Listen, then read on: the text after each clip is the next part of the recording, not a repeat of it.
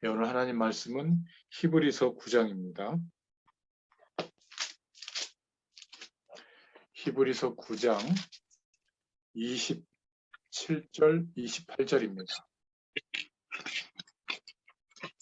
히브리서 9장 27절, 28절입니다. 네, 우리 나중에 들어오신 분은 음소거 부탁드리겠습니다. 히브리서 9장 27절, 28절입니다. 네, 우리 한 목소리로 같이 읽겠습니다. 한 번 죽는 것은 사람에게 정해진 것이요 그 후에는 심판이 있으리니 이와 같이 그리스도도 많은 사람의 죄를 담당하시려고 단번에 들이신 바 되셨고 구원에 이르게 하기 위하여 죄와 상관없이 자기를 바라는 자들에게 두 번째 나타나시리라. 아멘. 오늘 이 말씀을 통해서 하나님의 섭리, 시한부 인생이라는 제목으로 은혜를 나누겠습니다. 인간은 자신의 열심과 결국 자기의 뜻대로 안 되는 그런 존재입니다. 인간은 반드시 하나님의 말씀대로 돼요. 특히 하나님의 자녀는 하나님의 말씀이 이루어지는 쪽으로 우리를 인도해 나가십니다. 특별한 신념이나 특별한 고집대로 되는 것이 아니라 열심히 노력하면 어떤 결과가 오는 것처럼 보이지만 결국에는 하나님의 말씀대로 우리 인생은 되어집니다. 단순히 행복하고 단순히 성공하고 편안하고 그냥 아무 일 없이 문제 없이 잘 사는 것 이것이 우리 인간에게 맞는 인생의 내용이 아니라 그리스도 안에서 성삼위 하나님과 만나도록 우리의 인생을 하나님이 인도하시는데요. 그렇게 하시는 이유는 하나님이 함께 하시는 하늘 보좌의 축복을 경험하고 또 그 힘과 능력으로 역사하시는 축복을 따라 인도받는 사람은 반드시 237개 나라 세계 복음화 할 수 있도록 하나님께서 인도해 주십니다. 그건 틀림없거든요. 이게 하나님의 계획이고 우리의 인생을 그렇게 인도하십니다. 그런데 우리는 우리의 수준이나 우리의 입장을 두고 자꾸 아니라고 하는 겁니다. 그냥 나는 요 정도 내가 생각하는 인생의 복을 요구하는 것으로 대부분 멈추려고 하죠. 우리가 지금까지 살아오면서 세상 배경 속에 알게 된 어떤 사실이나 또 내 인생의 방향이나 세계를 바라보는 그런 시각은 어떤 면에서는 하나님 없이 형성된 겁니다. 그러나 이제 그리스도로 말미암아 하나님께서 함께 하시는 축복의 신분으로 우리가 회복되어졌는데요. 우리의 직업도 또 우리가 공부하는 것도 또 우리에게 주어진 가정, 후대들 또 우리의 만남, 우리의 인생이 세계복음화하도록 237개 나라와 연결이 되어져 있는 하나님의 축복이 전달되는 통로가 되도록 하나님께서 우리를 지금 인도하고 계시는 겁니다. 근데 우리가 살아온 인생의 경험으로는 아멘 이렇게 될 수가 없기 때문에 하나님이 사랑하시는 자들에게 이 믿음과 실상을 경험하도록 광야로 인도하십니다.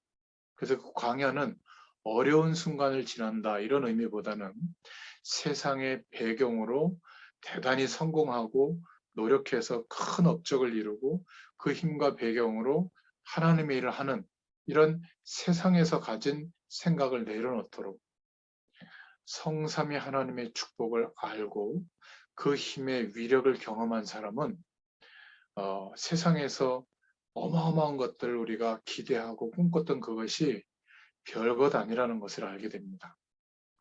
특히 우리는 농경시대에 사는 것도 아니고요. 산업시대에 사는 것도 아니고 지금은 4차 산업혁명을 넘어서 5차 산업혁명으로 굉장히 빠른 속도로 변하고 있는데 지금은 누구든지 하나님이 주시는 유일성의 축복을 가지면 세상의 모든 조건은 237개 나라의 영향력을 입힐 만큼 굉장히 이미 하나님께서 세상을 발전시켜서 그런 축복의 도구들을 활용할 수 있도록 완벽하게 준비된 현장에 우리가 살고 있습니다. 제가 전에도 한번 말씀드린 것 같지만은 의상학과를 졸업한 학생이 옷을 만들고 창업을 해서 도안을 하고 옷을 만들어서 본을 뜨고 원단 시장에서 원단을 고르고 또 옷을 만드는 공장에 가서 오더를 내리고 그거 다 돈을 주고 해야 되잖아요. 그리고 자기 샵을 차리고 또 마케팅을 하고 거래처를 뚫고 자기가 만든 옷을 판매하고 재고 정리도 하고 이 모든 것에 자기 돈이 없으면 빚을 내서라도 그렇게 해야 되는데 지금은 그런 시대가 아닙니다. 이미 우리나라에도 그런 플랫폼이 여러 개 생겼는데요. 플랫폼 회사들이 아이디어가 있고 감각이 있으면 그 내용을 가지고 이렇게 그런 플랫폼에다가 제안을 했을 때 플랫폼 회사가 옷감도 지정한 거를 찾아서 옷을 만들어주고 대량으로 만들어서 거래처도 선정해서 옷을 다 팔아줍니다. 재고 관리까지 다 해주거든요. 아이디어가 있는 이 디자인할 수 있는 생각을 갖고 있는 이런 트렌드를 알고 있는 이 친구가 만약에 그런 감각이 있다면 플랫폼 회사가 다 도와줍니다. 대신에 거기서 발생하는 수입은 플랫폼 회사가 9, 내가 2를 갖는 그런 구조거든요.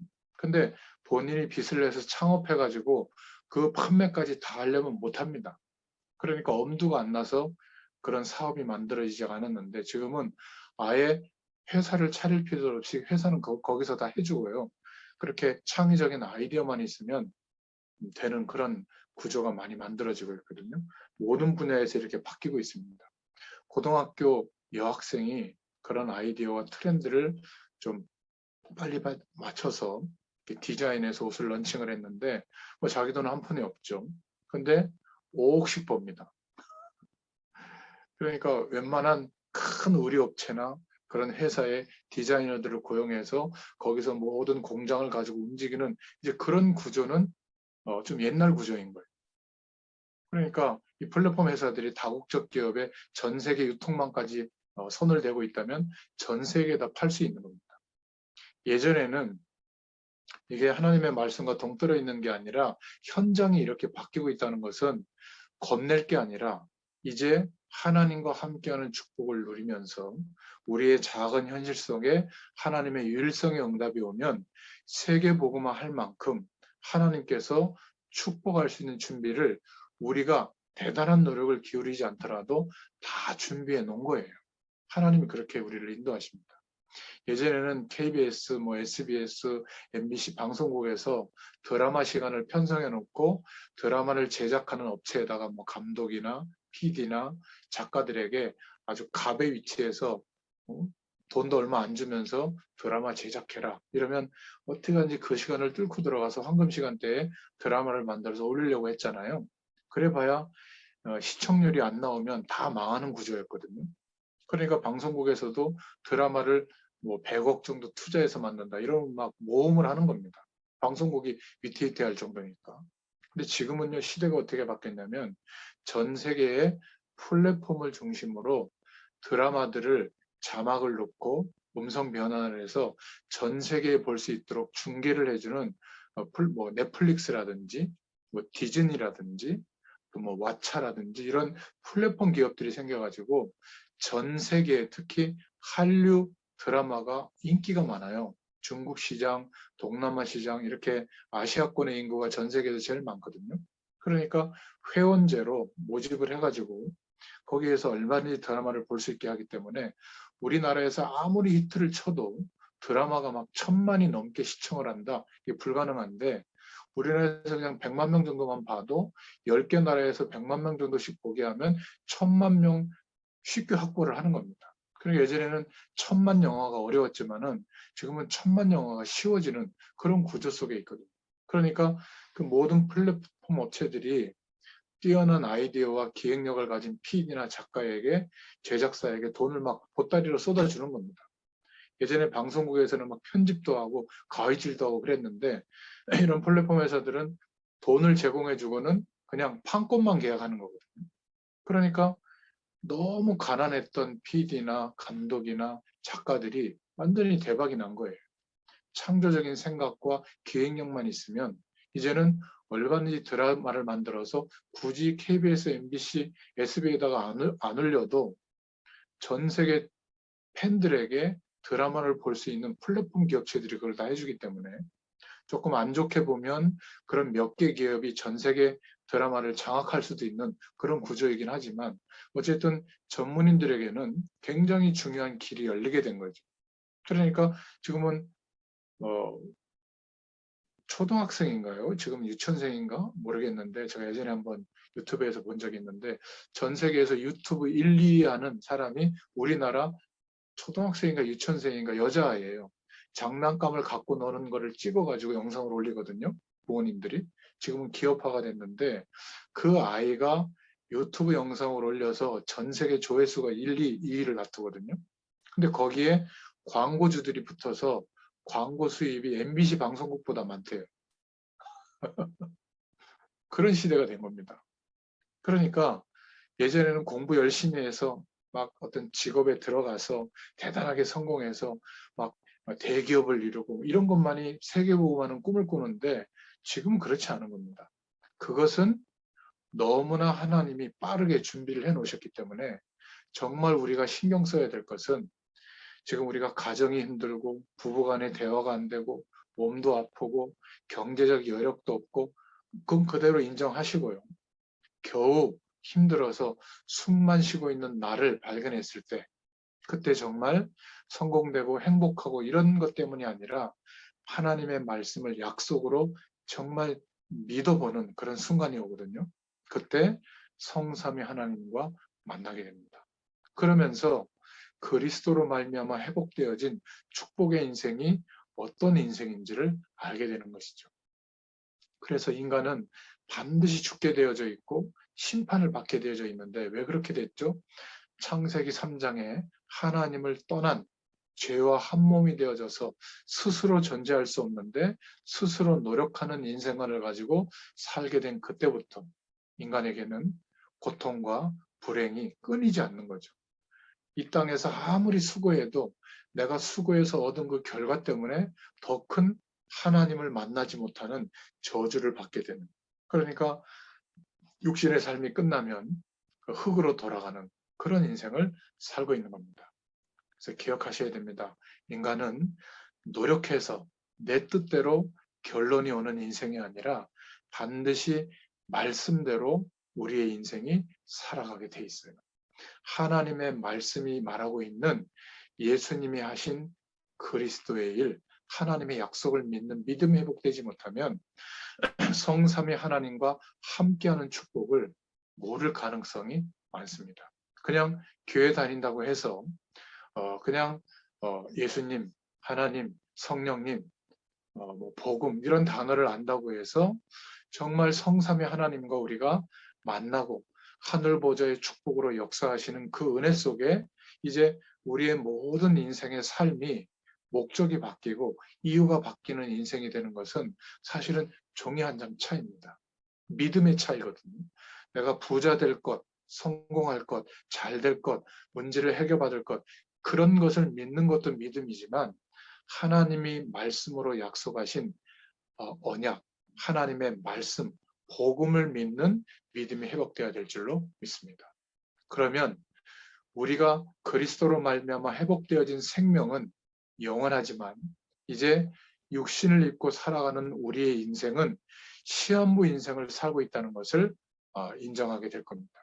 천년 만년 살 것처럼 이 땅에다가 대단한 것을 막 이루려고 하는 그거보다 우리의 부르심을 입는 하나님이 부르시는 그날 우리의 인생이 시한부 인생으로 살고 있다는 것이 이제 인정되어지면 어떤 면에서 시간이 점점 그 시간을 향해서 가고 있다는 것을 눈뜨게 됩니다.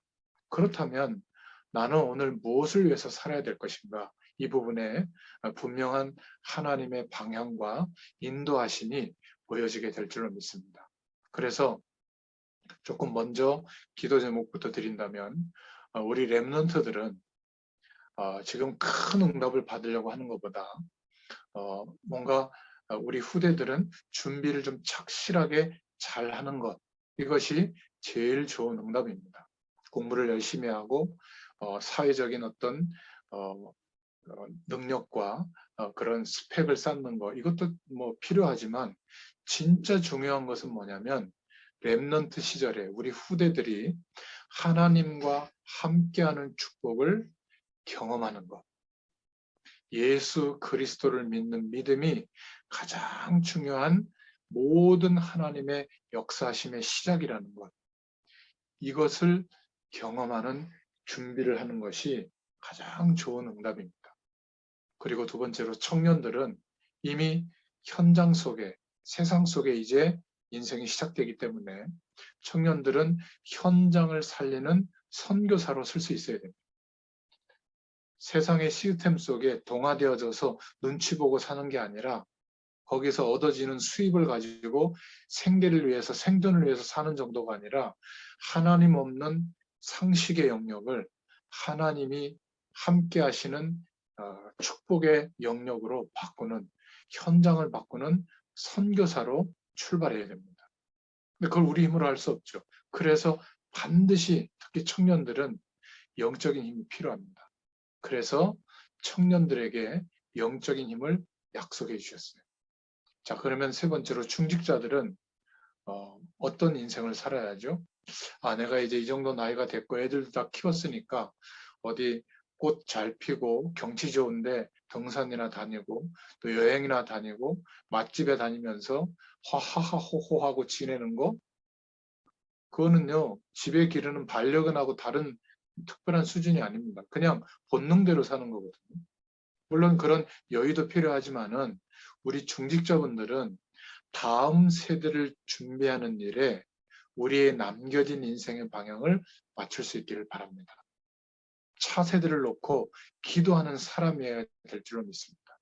물론 우리가 노후도 준비해야 되지만 내가 또 나 중심으로 편안하게 살기 위해서 노후를 준비하기보다는 차세대를 어떻게 준비할까? 다음 세대를 위해서 내가 이 분야에서 내가 살아온 인생을 두고 어떤 결과물을 하나님이 주신다면 다음 세대를 위해서 내가 어떻게 헌신할까를 두고 준비하는 것이 중직자가 받아야 될 응답입니다. 왜냐하면 우리가 두 번쯤 인생을 산다면 이번 생은 나를 위해서 살고 다음 생은 주님을 위해서 살고 이럴 수 있지만 우리 모든 사람들은 지금 시한부 인생을 살고 있기 때문에 그렇습니다. 그래서 하나님의 섭리가 시한부 인생으로 살고 있는 겁니다. 그러니까 굉장히 많은 인생의 시간이 주어진 것 같아도 복음 안에서 회복되어진 영원한 하나님과 함께하는 이 은혜가 경험되어지면 매일매일이 굉장히 응답 속에서 인도받게 됩니다. 흔히 말하기를 저 사람은 암에 걸렸는데 의사가 6개월밖에 못 산다고 할 때 시한부 인생이라는 단어를 쓰는데요. 환자에게 맞는 말이지만은 사실 우리 모든 인간은 하나님이 부르시는 날이 사실은 결정돼 있습니다. 시한부 인생을 살고 있거든요. 그래서 오늘 중요한 기도 제목 세 가지를 꼭 붙잡을 수 있기를 바랍니다. 첫 번째로 인간의 생명은 영원하지만 우리의 인생은 시한부로 살고 있습니다. 그래서 여기에 해당되는 말씀 구절 몇 가지가 있는데 누가복음 16장 19절부터 31절에 보니까 부자와 거지 나사로의 이야기가 나옵니다. 무슨 얘기죠? 지옥으로 가게 되느냐, 천국으로 가느냐, 이 두 가지로 정해져 있는 영적 상태로 살아가는 시한부 인생이다. 그 말입니다. 사도행전 27장 24절부터 25절에 보면 풍랑 만났을 때 천사를 보내서 하나님께서 바울에게 허락하신 말씀인데요. 바울아 두려워하지 말라. 내가 가이사 앞에 서야 하리라. 죽음의 순간이 다가왔는데 그런 엄청난 위협이 다가왔는데 전도자는 그것 때문에 죽는 게 아닙니다. 사명에 살고 사명에 죽는 것이죠.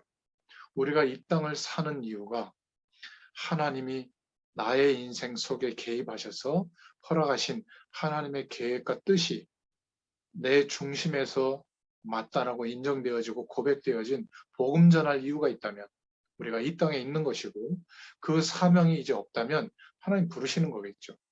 그래서 하나님의 사명이 있는 사람은 절대 죽음도 두려워할 필요가 없는 줄로 믿습니다. 또 전도서 3장 1절부터 22절에 보면 날 때가 있고 죽을 때가 있다. 만물은 다 시와 때가 있는 줄로 믿습니다. 시편 90편 10절부터 17절에 보면 모세가 하나님 앞에 지혜를 구했는데 특히 12절에 보니까 우리에게 우리의 날 계수함을 카운트한다는 거죠. 우리의 날 계수함을 가르치사 지혜로운 마음을 얻게 하소서. 이렇게 고백하고 있습니다. 무슨 의미죠? 많은 사람들이 안 늙으려고 몸부림치는 겁니다. 그래서 제일 먼저 신경 쓰는 것이 막 염색하고 막 젊은 사람처럼 보이려고 막 피부도 막 늘어뜨리고 이렇게 평평하게 만드시고 점 빼시고 막 성형술도 하시고 또 막 옷도 막 이렇게 커버하기 위해서 막 화사한 거 입고 말이죠. 그리고 지금 어떤 노년의 시기가 왔는데도 20대처럼 막 꾸미는 데 신경 쓰고 물론 그것도 뭐 젊고 건강하게 살아서 보기 좋은 것 같지만은 안 늙으려고 안 늙은 척 내가 나이가 안 들은 척, 나 아직도 이렇게 건강해. 막 이렇게 자꾸 표현하는데요. 그게 벌써 늙은 겁니다. 인생의 시기가 많이 된 거예요. 젊은 사람들은 내가 안 늙었습니다. 이런 표현 안 하거든요. 그렇잖아요. 그러니까 안 늙으려고 몸부림치고 내가 앞으로도 나 중심으로 모든 걸 할 수 있다. 이런 욕심을 내는 것은 지혜로운 마음을 못 얻은 거예요. 인생의 살아온 시간만큼 그것보다 더 중요한 것은 잘 늙는 노년의 시기를 준비해야 됩니다.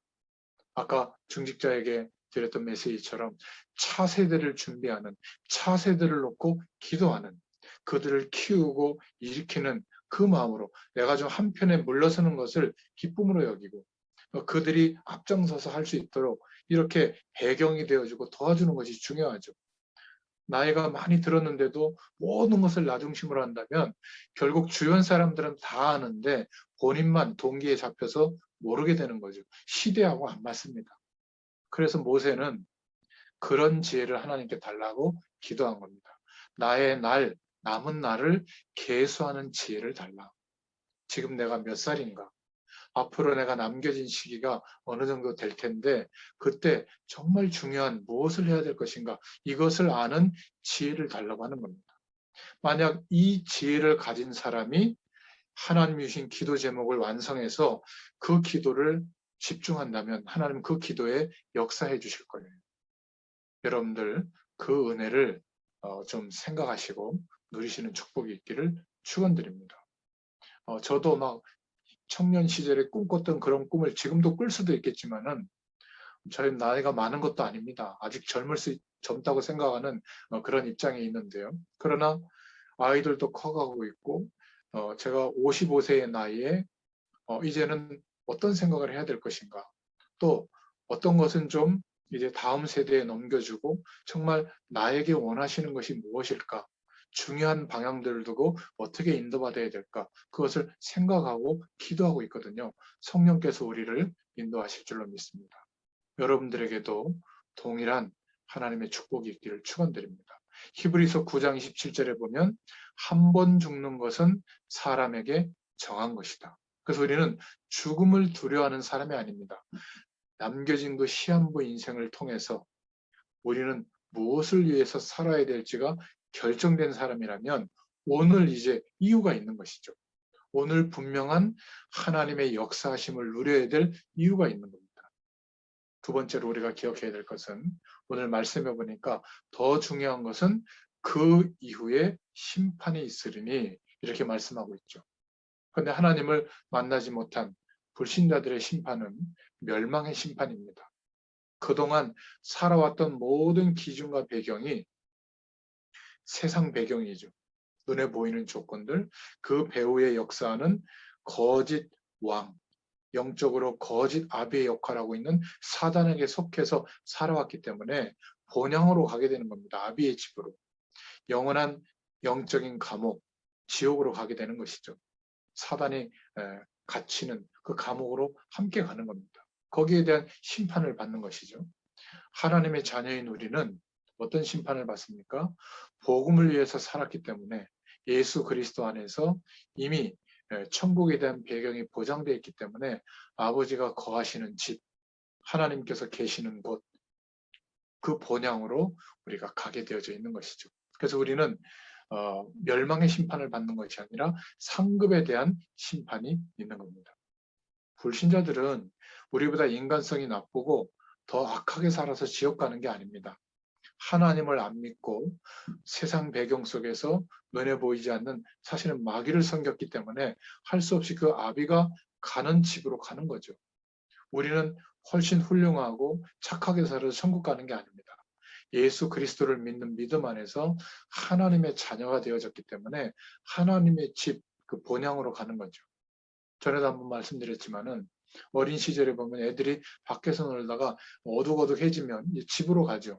그날 막 인기를 누리고 잘 놀았다고 해서 좋은 집에 가고 좀 뒤쳐져서 놀았다고 해서 모자란 집에 가고 그러지 않죠. 자기 집에 가는 겁니다. 마찬가지로 이 땅에서의 삶이 끝나는 순간 각자 속한 영적인 상태가 속한 본향으로 가게 되는 거죠. 그래서 우리가 그리스도로 말미암아 구원받았다는 이 말은 예수님 영접할 때 지나가는 말이 아니라 너무 엄청난 자격과 축복이 회복되어진 단어예요. 구원받은 하나님의 자녀가 된 것은 정말 큰 기적인 줄로 믿습니다. 그렇다면 이제 시한부 인생으로 살아가고 있다면 지금 살아있는 동안에 세 번째로 중요한 기도 제목이 붙잡아지죠. 하나님이 우리를 부르신 이유입니다. 천지를 창조하는 것보다 더 어마어마한 재창조의 능력으로 십자가 지시고 부활하셔서 복음의 일을 완성해 주셨는데 그 사실을 믿게 하시고 우리를 하나님 자녀 되게 하신 이유가 뭘까요? 마태복음 4장 19절에 예수님이 제자들에게 하신 말씀이죠. 제발 다른 것 따라가지 말고 나를 따라오너라. 내가 너희로 사람 낚는 어부가 되게 하리라. 이렇게 말씀하셨습니다.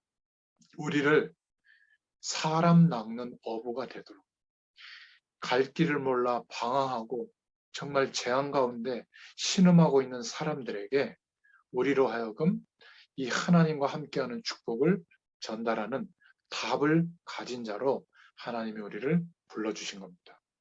그러니까 시한부 인생을 살고 있는 우리가 무엇을 위해서 살아야 할지 전도에 들고 나가서 막 전도하라 그 말이 아닙니다. 밥을 먹어도 일을 해도 가정을 이루어도 자녀를 키워도 사업을 해도 직장 생활을 해도 우리는 진짜 이유가 있어야 될 사람입니다. 이 이유가 없다면 배가 항구에서 출항해서 폭풍우도 만나고 파도도 넘고 굉장히 오랜 시간 항해를 하는데 목적지가 없이 가는 배와 똑같은 겁니다. 우리가 인생의 수많은 일들을 겪으면서 하나님께 기도하면서 이렇게 인도받고 있는데 내가 살아야 될 이유를 내 편에서만 생각하고 있다면 하나님이 우리를 복음 안에 부르시고 구원하신 이유가 말씀으로 언약으로 붙잡아진다면 믿어진다면 우리는 오늘을 사는 이유가 분명한 겁니다. 오늘 아무것도 안 하고 쉬고 있어도 우리는 분명한 이유 때문에 쉬는 거잖아요. 그런 축복이 있기를 축원드립니다. 또 마가복음 3장 13절부터 15절에도 예수님이 제 아들을 부르실 때 하신 말씀이시죠. 13절에 원하시는 자들을 부르셨다. 이렇게 말씀하고 있습니다. 하나님이 우리를 원하셨어요. 저는 예전에 다른 사람보다 좀 괜찮아서 부르신 줄 알았는데 그게 아니더라고요. 지금도 이 세상에 훨씬 우리보다 뛰어나고 전문성 있고 인격적이고 훌륭한 사람들이 많습니다. 그런데 왜 그들이 복음을 지속할 수 있다면 하나님이 그들을 먼저 세우셨겠죠. 근데 애석하게도 복음 운동이 지속이 안 되는 이유가 뭐냐면 이미 너무나 훌륭한 세상 배경으로 각인이 되어 있기 때문에 복음을 들어도 그냥 충격 정도고요. 그냥 어려움을 해결하는 정도지 세상에서 각인되어져 있던 훌륭한 것들이 아무것도 아니라고 여겨질 만큼 복음이 뿌리 내려지는 것이 참 쉽지 않습니다. 그래서 부자가 낙타를 타고 바늘귀에 들어가는 것보다 하나님의 나라를 이해하는 것이 어렵다고 예수님이 말씀하셨잖아요. 부자, 성공된 사람, 훌륭한 엘리트가 나쁘다는 게 아닙니다. 그런 노력과 열심으로 얻어진 결과가 엄청나기 때문에 그것이 아무것도 아닐 가능성이 언제 오겠어요? 평생 안 올 가능성도 많습니다. 오히려 막 기도해서 응답받았다고 하는 사람들의 간증을 들어보면 자기가 노력해서 얻은 것이 더 크거든요. 그러니까 굳이 하나님을 향하여 집중할 이유도 없는 겁니다. 그냥 주일날 되면 예배당 갔다 오는 거지. 그냥 예배당에서 목사님 말씀 좋네. 오늘 목사님 말씀 별로네. 이렇게 신앙생활 하지 말씀을 하나님의 약속으로 믿고 생을 건다? 아마 잘 안 될 거예요. 정말 모자란 사람들, 힘든 사람들을 끝까지 품고 기도하면서 도울 수 있다? 쉽지 않을 거예요. 그래서 복음이 각인이 안 되어 있기 때문에 아무리 훌륭해도 복음 운동을 지속할 수 없는 사람은 하나님이 쓰시지 않는 겁니다. 쓰실 수가 없는 거죠. 그래서 아무것도 내세울 것 없는 그 당시에 엄청난 인격과 규모를 갖고 있는 바리새인들을 복음 속에 부른 게 아니라 갈릴리 사람들을 불러서 조금 있는 사람들이 전 재산을 내놓고 함께 공동생활해야만 겨우 생계가 유지되는 그런 보잘것없는 사람들을 불러서 성령 충만을 경험시킨 거예요. 왜냐하면 하나님의 능력이 나타나도 이들은 자기 때문에 엄청난 결과가 왔다고 내세울 게 없는 사람들이에요. 그러니까 항상 사람들 앞에 간증하고 증거하는 내용이 그리스도를 간증할 수 있는 겁니다. 내가 이렇게 신앙행위를 열심히 했더니, 이렇게 인격적으로 살았더니, 기도를 많이 했더니, 예배를 많이 드렸더니, 다른 사람보다 교회를 위해서 충성했더니, 헌금을 많이 했더니, 그런 조건이 없는 사람들이에요. 너무 자기가 연약해서 힘들어서 그냥 예수님을 그리스도로 온전히 믿었던 사람. 그래서 자신의 힘과 노력으로는 이만큼도 움직일 수 없었던 사람들인데 성령의 역사하시는 그 배경 속에 들어가 보니까 죽음의 순간이 왔는데, 숭배의 순간이 왔는데 너무 내세울 것이 없어서 굳이 포기 안 하고 도망갈 이유가 없는 사람들. 어차피 살아있으나 죽으나 별반 다를 바 없는 비참한 인생을 살았던 사람들. 이들은 복음을 위해서 생을 걸 수 있었습니다. 혹시 여러분 중에 너무 많은 것을 가지고 있고 지금까지 살아왔던 인생의 노력의 결과가 이제 나타날 시즌 되었는데 여러분들에게 하나님이 순교를 요구하신다면 할 수 있겠어요? 저도 약간 좀 생각을 해봐야 될 것 같아요. 그런데 이 초대교회 성도들은 갈릴리 사람들을 하나님 부르시는데 처음엔 제가 오해를 했어요. 모자라고 힘없고 연약한 사람들 하나님 더 사랑하시나? 그게 아니라 하나님의 영광이 드러나도록 이 복음이라고 하는 하나님의 약속이 이루어진 이 내용이 너무 엄청나기 때문에 이것보다 더 나은 가능성을 제시할 사람들, 그 사람들보다 아무것도 내세울 것 없는 여러분들도 포함하고 싶은데 아니라고 생각하는 사람들이 있을 것 같아서 저는 그렇습니다. 지금도 내세울 게 없어요. 저희 아이들도요, 제가 청소년기 시절에 전 과목을 1번으로 찍고 2번으로 찍고 3번으로 찍고 4번으로 찍고 불려가서 얻어맞고 이런 거 다 알아요. 제가 우리 아이들이 공부 잘해라, 공부 잘해야 성공한다 이런 얘기 할 수가 없습니다. 제가 그렇게 살아본 적이 없는 거예요. 그래서 딱 하나 요구하고 있거든요. 예배 드리라, 주일날. 그리고 너희들이 하나님을 진지하게 구하고 만날 때까지 시행착오를 겪는 것을 격려한다. 우리 부모님들이 아이들이 시행착오를 겪고 안 좋은 것을 경험하는 것을 대신 막아주려고 하는데 월권입니다. 월권이에요. 믿음으로 기도해주면서 시행착오를 겪는 것을 지지해줘야 돼요. 그래서 정말 연약하고 아무것도 아닌 나를 발견할 때 그때 비로소 성삼위 하나님을 의지하게 되거든요. 그때가 인생의 전환점이 오는 아마 시기가 될 겁니다. 그래서 하나님이 우리를 부르신 이유 함께 있게 하시며 원하시는 자들을 부르셨다. 왜요? 함께하게 하시려고. 하나님이 우리와 함께 하시는 축복을 주시려고. 너희와 함께 있기 위하며 그래야만 또 나가서 증거하기 위함이다. 우리는 무엇을 증거합니까? 예수 믿었더니 건강해졌다. 예수 믿었더니 성공했다. 물론 그것도 증거해야 되겠지만은 예수를 믿는 이유가 무엇인지, 나는 예수님을 어떻게 믿고 있는지, 믿었더니 어떤 영적인 축복이 실제로 내게 임하고 있는지 이것을 증거해 줘야죠. 그리고 그럴 때 역사하고 있는 방해하는 모든 귀신의 세력을 내어쫓는 권세도 있게 하려 합니다. 이게 우리를 부르신 이유인 줄로 믿습니다. 그래서 부활하신 주님이 승천하시기 전에 제자들을 부르시고 제자들에게 나타나서 하신 말씀들이죠. 마태복음 28장 16절부터 20절, 마가복음 16장 15절부터 20절, 요한복음 21장 15절부터 18절, 사도행전 1장 8절에 부활하셔서 같은 메시지를 주셨죠. 하늘과 땅의 모든 권세가 내게 있다. 그러니 너희는 가서 제자 삼아라. 모든 민족과 족속에게 가고 만민에게 가라. 그리고 땅끝까지 가라. 그러면 하늘과 땅의 권세를 가진 내가 너희와 함께 하겠다. 약속해 주셨습니다. 이 축복을 우리에게 주신 거예요. 그래서 우리를 부르신 겁니다. 시한부 인생을 살고 있으니까 시간이 아까워. 놀고 뭐 맛있는 거 먹고 놀러 다니고 행복을 누리는 것도 아까워. 그건 완전히 본능으로 사는 거죠. 짐승과 다를 게 뭐가 있습니까? 인간은 그런 존재가 아닙니다. 불신자들도 경건한 불신자들, 뭔가 인생에 대한 성찰이 많이 된 불신자들은 휴메니즘을 갖죠. 이 지구상에 어려움을 겪는 그런 이웃들, 같은 마음을 가지고 그들을 위해서 자신의 인생의 결과들을 쏟아붓는 사람도 있습니다. 우리가 복음 운동을 하는 것은 어려운 사람들을 돕는 게 아닙니다. 모든 사람을 도와야 돼요. 성공한 사람이나 문제 가운데 있는 사람이나. 우리는 자꾸 복음에 영향력을 주고 도움을 주려고 할 때 나보다 못 사는 사람, 나보다 문제 있는 사람, 나보다 모자란 사람에게 다가가서 자꾸 복음을 주려고 하거든요.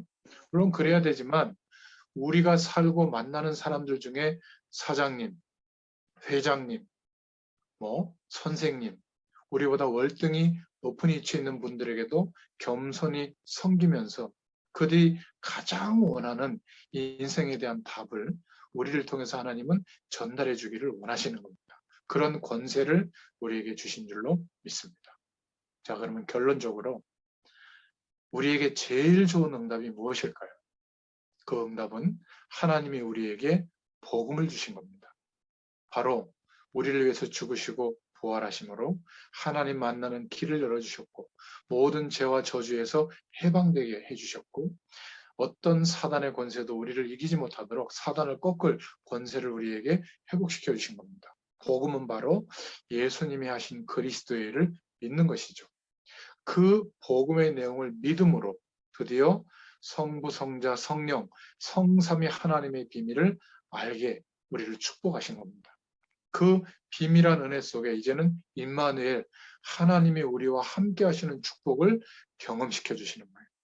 여러분, 하나님이 우리와 함께 하신다. 우리의 산업과 경제활동에 함께 하신다. 우리의 미래에 하나님이 함께 하신다. 우리의 가정과 후대에 함께 하신다. 그 약속이 성취된다면 이것보다 더 큰 응답은 없는 줄로 믿습니다. 그래서 다른 사람이 우리를 봤을 때 제일 좋은 평가가 뭔 줄 아세요? 저 사람은 하나님을 믿는다고 하더니 정말 하나님이 주시는 축복을 받은 사람이구나.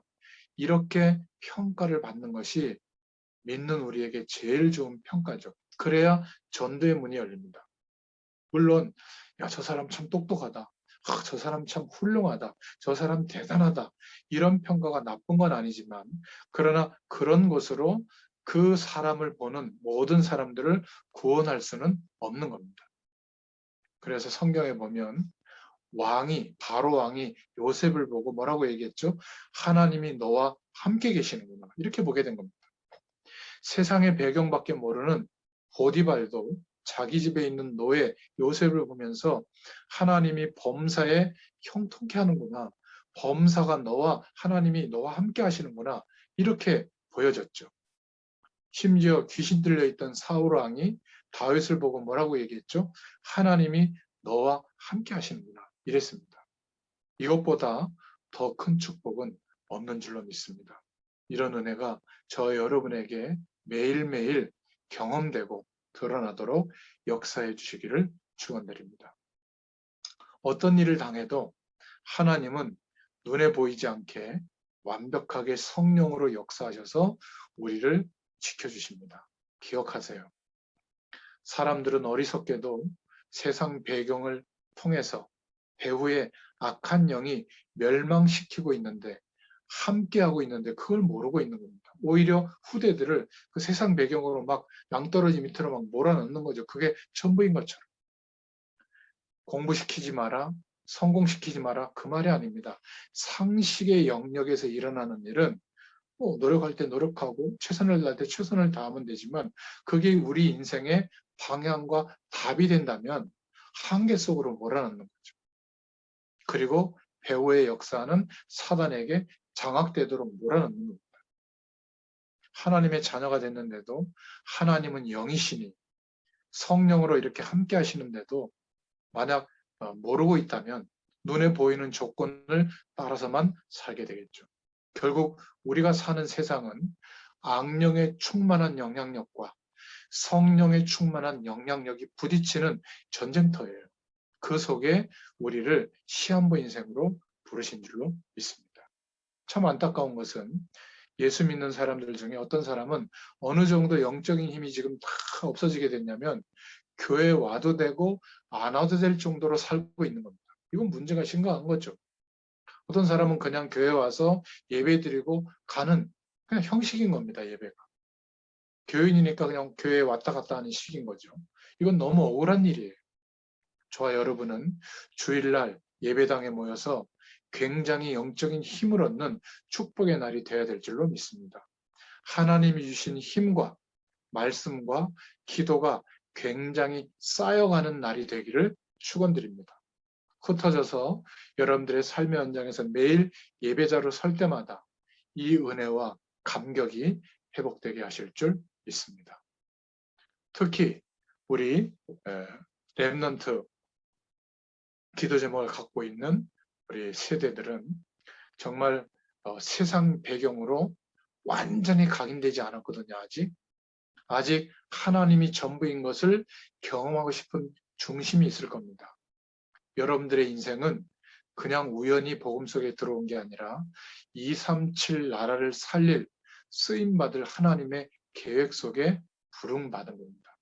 그래서 정말 하나님 주신 기회를 놓치지 말고 여러분들에게 있는 상처를 바꾸고 서밋으로 세우는 그 응답의 길로 걸어갈 수 있기를 축원드립니다. 기도하겠습니다. 하나님 참 감사합니다.